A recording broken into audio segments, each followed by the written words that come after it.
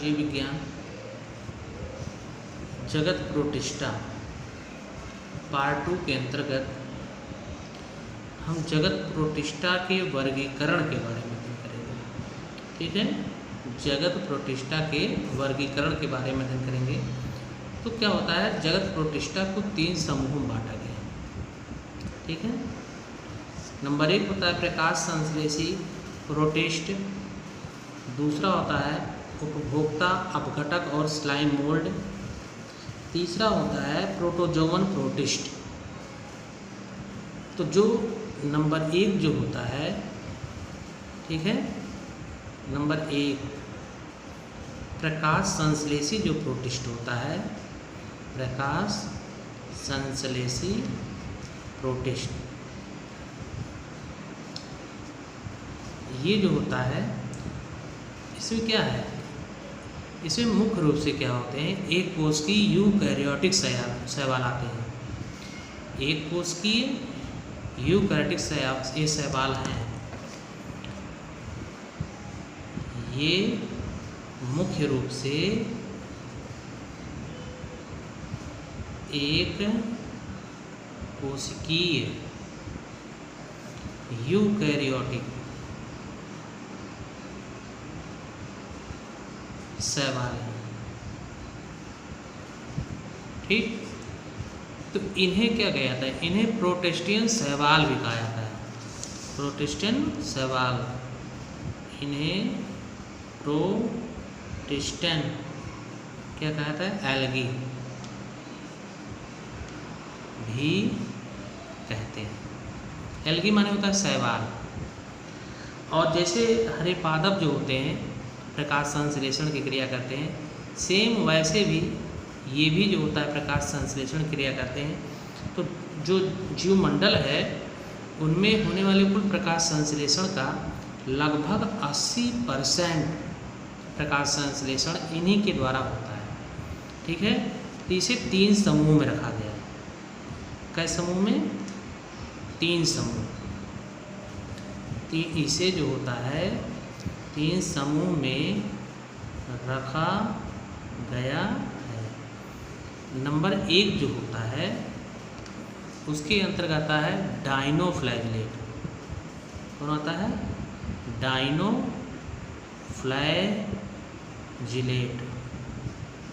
डाइनोफ्लैजिलेट आता है।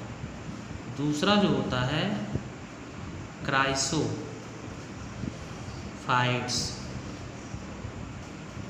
तीसरा जो होता है यूग्लिनाइड।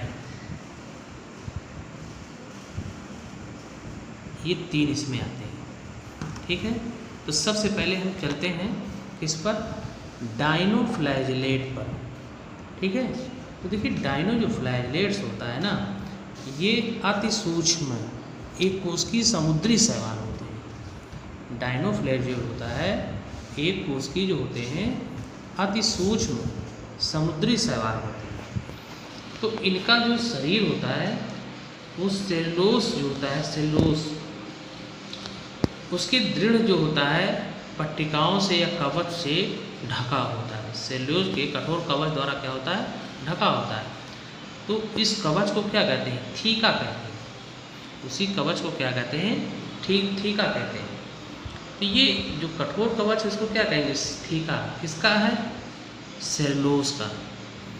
अब उसी में क्या होता है कि जैसे कुछ जातियों में क्या होता है प्रकाश संश्लेषण क्रिया होती है, तो उनमें क्या होता है क्लोरोफिल ए व सी होता है, जिसके कारण यह होता है ये पीलापन या भूरापन लिए रहते हैं। मतलब किस प्रकार के शैवाल हैं डाइनोफ्लैजिलेट्स?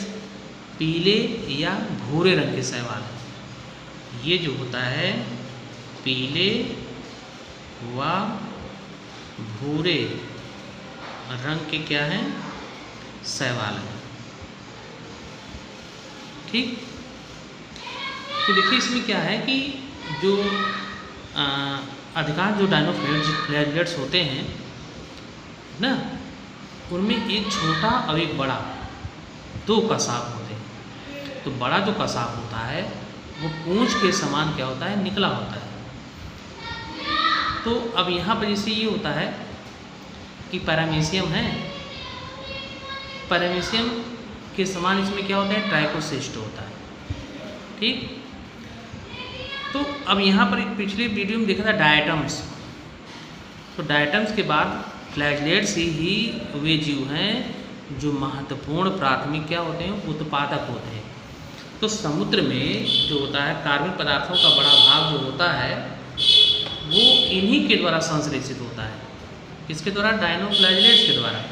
ठीक है, इसका एग्जाम्पल जो होता है वो पेरिडाइनियम है, जिम्नोडियम है और बहुत सारे शैवाल हैं जो डायनोफ्लैगेलेट्स के अंतर्गत आते हैं। दूसरा जो होता है क्राइसोफाइट्स, देखिए रंगीन प्रकाश संश्लेषी प्रोटिस्ट होते हैं। कैसे होते हैं, ये रंगीन प्रकाश संश्लेषी प्रोटिस्ट होते हैं, प्रोटिस्ट होते हैं। ठीक, इनमें क्लोरोफिल क्या होता है, ए और सी, इनमें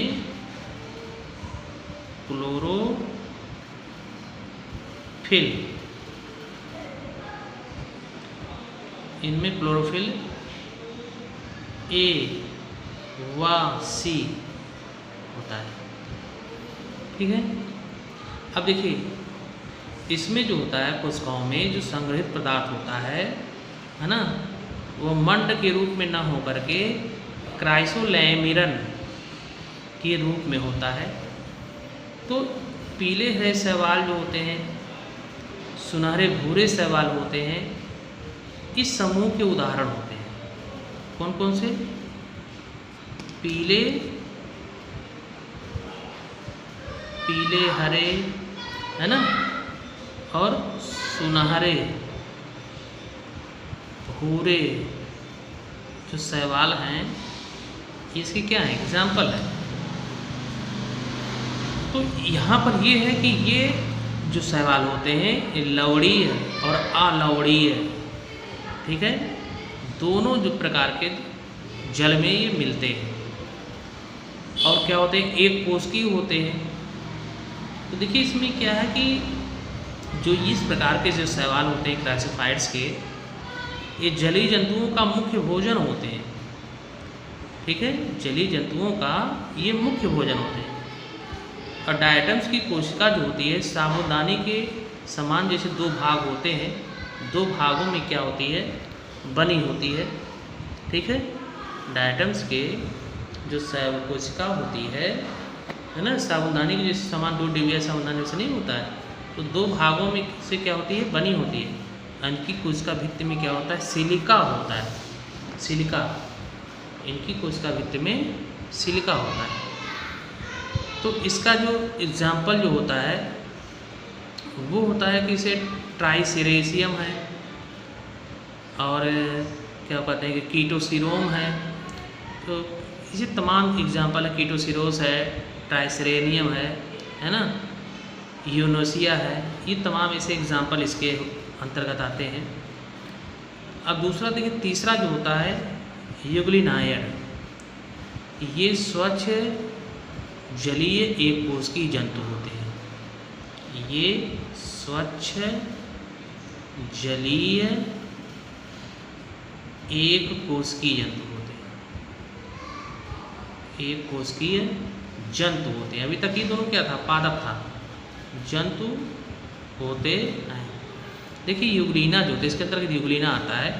यूग्लिना को जंतु और पादप के बीच की कड़ी कहा जाता है। कैसे, यूग्लिना जो होता है स्वपोषी और परपोषी दोनों होता है, मतलब इसमें वर्णक भी पाए जाते हैं, क्लोरोफिल, जिसके कारण प्रकाश संश्लेषण की क्रिया करता है, अपने भोजन को स्वयं निर्माण करता है।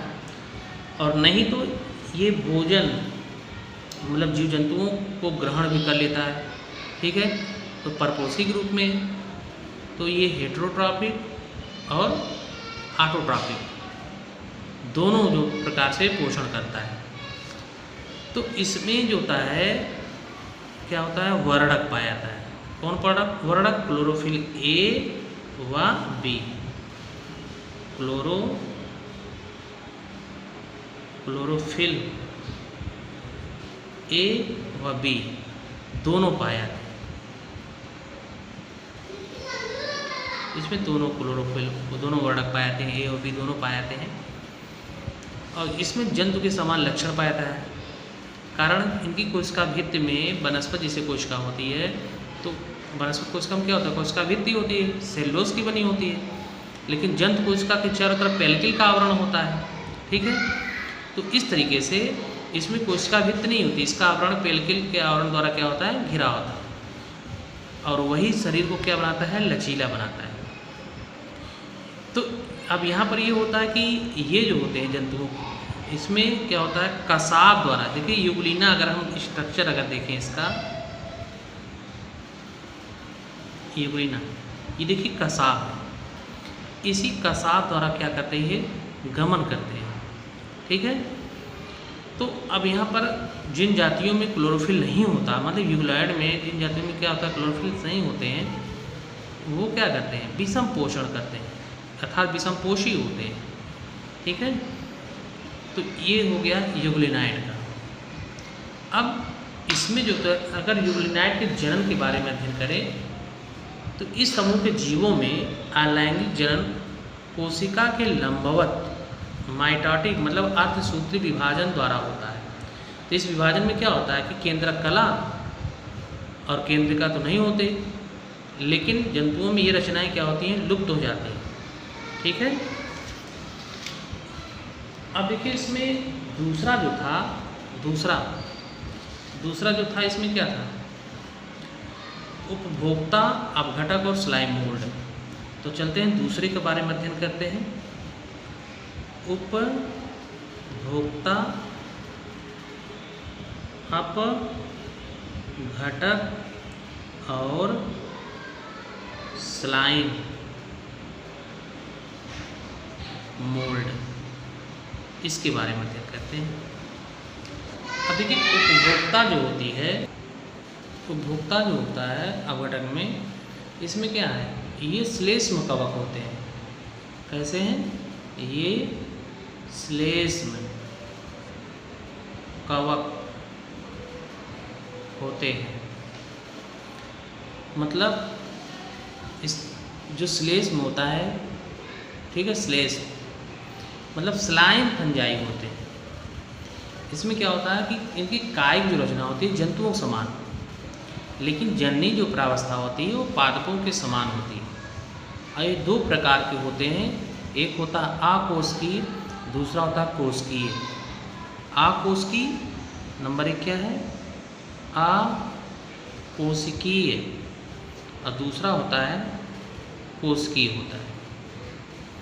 तो जो आकोशिकीय होता है, आकोशिकीय जो क्या कहते हैं, स्लाइम मोल्ड होते हैं, ये नम व मृत व सड़ी गली पत्तियों, टहनियों, है ना, अपशिष्ट पदार्थों, इस पर ये वृद्धि करते हुए देखे जाते हैं। किस पर, किस पे, मृत व सड़ी गली पत्तियों, टहनियों, अपशिष्ट पदार्थों, घास की पत्तियों, है ना, ये उस पर जो होते हैं वृद्धि करते हुए देखे जाते हैं। इनके शरीर को प्लाज्मोडियम कहते हैं, इनके शरीर को क्या कहते हैं, प्लाज्मोडियम कहते हैं। तो अब यहाँ पर इनका शरीर जो होता है बहुकेंद्रकीय होता है। ठीक है, और जिसके चारों श्लेष्म या स्लाइम का क्या होता है, आवरण होता है, और इनका आकार निश्चित नहीं होता। काहे, क्योंकि क्या होता है, जीवद्रव अंगुली के समान परावर्तों के रूप में क्या होता है, बहता रहता है, तो इस कारण से इनका आकार निश्चित नहीं होता है। देखिए ये क्या होते हैं, इसमें जो पोषण विधि होती है, ये मृतोपजीवी होते हैं, मतलब मृत पोषित प्रकार के होते हैं, और सड़ते हुए कार्बनिक पदार्थों के द्वारा ये पोषण करते हैं।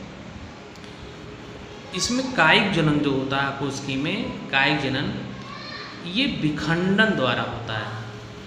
इसमें कायिक जनन क्या होता है, विखंडन द्वारा होता है। और लैंगिक जनन जो होता है, लैंगिक जनन में बीजाणुओं का निर्माण होता है।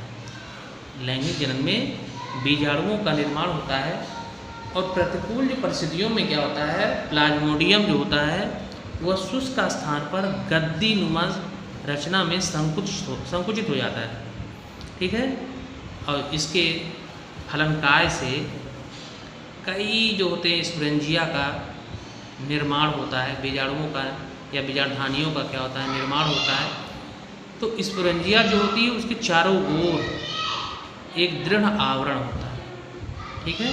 स्पोरेंजिया के चारों ओर क्या होता है, दृढ़ आवरण होता है, और उसी के अंदर अगुणित बीजाणु बनते हैं। तो इसलिए ये जो होता है ताप, नमी व पीएच जो होता है, परसेंटेज ऑफ पोटेंशियल या परसेंटेज ऑफ हाइड्रोजन, अनुकूल होने पर प्रत्येक बीजाणु अंकुरण के द्वारा अकशाबकीय, है ना, अकशाबकीय जीव बनाता है। तो अब यहाँ पर क्या होता है कि जैसे संयुग्मन, इनके संयुग्मन से द्विगुणित युग्मनज बनते हैं। और किससे बनते हैं, प्लाज्मोडियम से बनते हैं। तो अब यहाँ पर जिसमें संयुग्मी युग्मक बनते हैं, इनके संयुग्मन से क्या होता है, द्विगुणित युग्मनज बनते हैं, जो कि क्या होते हैं, प्लाज्मोडियम बनाते हैं। तो एक तो इसका हो गया। दूसरा जो होता है कोशिकीय स्लाइम मोल्ड, कोशिकीय स्लाइम मोल्ड। तो कोशिकीय स्लाइम मोल्ड में क्या होता है कि वृक्षों की छाल और सड़ती हुई काष्ठ पर मिलते हैं। वृक्षों के छाल और सड़ती हुई काष्ठ लकड़ियों पर मिलते हैं। काष्ठ माने लकड़ी होती है, लकड़ियों पर मिलते हैं। तो इसमें ये बहुकोशिकीय प्लाज्मोडियम के केंद्रक अगुणित होते हैं। बहुकोशिकीय जो होते हैं प्लाज्मोडियम के केंद्रक क्या होते हैं, अगुणित होते हैं, ठीक है। इसमें जो लैंगिक जनन होता है, जैसे क्या है कि अकोशिकीय जो स्लाइम मोल्ड के बीजाणु होते हैं वो जनन करके अगुणित अमीबाब कोशिकाएं बनाते हैं। अगुणित अमीबा के आकार की कोशिकाएं बनाते हैं। और फिर यही अनुकूल जब दशा आती है तो अनुकूल दशाओं में समसूत्री विभाजन करके बहुत सारे संख्या या बहुत संख्या में क्या बनाते हैं, अमीबी कोशिकाएं बनाते हैं, ठीक है। अब जब प्रतिकूल दशा होती है तो ये अलैंगिक या लैंगिक जनन करते हैं। बात समझ आ गई। जैसे अनुकूल दशा है, अनुकूल दशा में समसूत्री विभाजन करके अमीबी कोशिकाएं बनाते हैं, लेकिन जब प्रतिकूल दशा होती है तो लैंगिक जनन करते हैं। मोल्ड का महत्व, स्लाइम मोल्ड क्या क्या महत्व हो सकता है।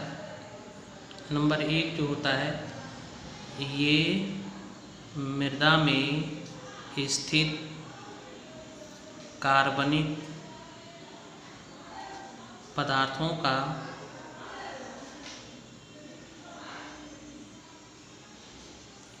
अपघटन करते हैं। दूसरा इसमें होता है, ये सजावटी पौधों पर रेंग कर उन्हें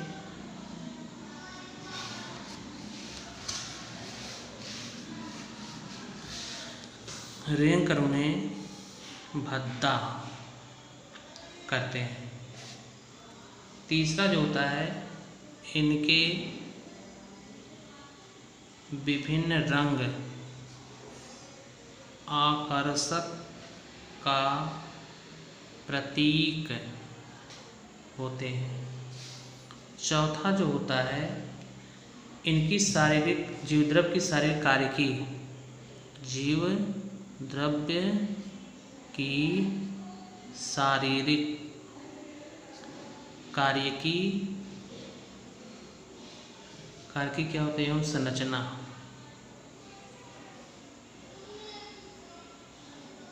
का अध्ययन इनके प्लाज्मोडियम का विशेष महत्व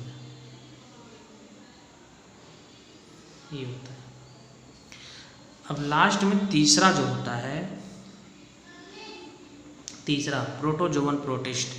ये पहला जो था वीडियो में, ये प्रोटोजोवन प्रोटिस्ट, ठीक। अब यहाँ पर वही तीसरा जो होता है प्रोटोजोवन प्रोटिस्ट। ये प्रोटोजोन प्रोटिस्ट जो होता है तीसरा, देखिए क्या है कि यह जगत प्रोटिस्टा का सबसे बड़ा समूह होता है। यह जगत प्रोटिस्टा का सबसे बड़ा समूह होता है। ठीक, इसके लक्षण क्या हैं? लक्षण ये होते हैं कि जैसे ये अत्यंत सूक्ष्म रचना वाले प्राणियों के शरीर का एक कोशिका का बना होता है, अर्थात ये एक कोशिकीय प्राणी होते हैं। दूसरा चीज़ होता है ये स्वतंत्र जीवी और परजीवी दोनों प्रकार के होते हैं। ये जो होता है स्वतंत्र जीवी और परजीवी दोनों प्रकार के होते हैं। तीसरा होता है ये नमी वाले स्थानों पे पाए जाते हैं। इसके अलावा ये तालाब है, पोखरा है और लवणीय जल है, उसमें भी पाए जाते हैं। तो कहने मतलब ये लवणीय जल, तालाबों, पोखरों एवं समुद्री जल में भी पाए जाते हैं और नमी वाले स्थानों पर भी पाए जाते हैं। अगला इसका जैसे होता है कि इसमें अलैंगिक और लैंगिक दोनों प्रकार से जनन होता है। ठीक है, इसमें लैंगिक और अलैंगिक दोनों प्रकार से जनन होता है। तो इस तरह से इसकी विशेषता होती है प्रोटोजोन प्रोटिस्ट की। अब देखिए प्रोटोजोन जो प्रोटिस्ट होते हैं, है ना, उसमें क्या आता है? अमीबा आता है, एंट अमीबा हिस्टोलाइटिका आता है, अमीबा एंट अमीबा हिस्टोलाइटिका। इसके अलावा ट्रिपैनोसोमा है, लेशमानिया है, ट्राइकोमोनास है, ये सब जो होते हैं, पैरामीशियम है और मलेरिया का परजीवी प्लाज्मोडियम वाइवेक्स है, ये सब इसके अंतर्गत आते हैं। ठीक है, इसीलिए इसको प्रोटिस्टा का सबसे बड़ा समूह कहा जाता है। इसके अगले पार्ट का अध्ययन हम अगले वीडियो में करेंगे। तो ठीक है, ओके, धन्यवाद।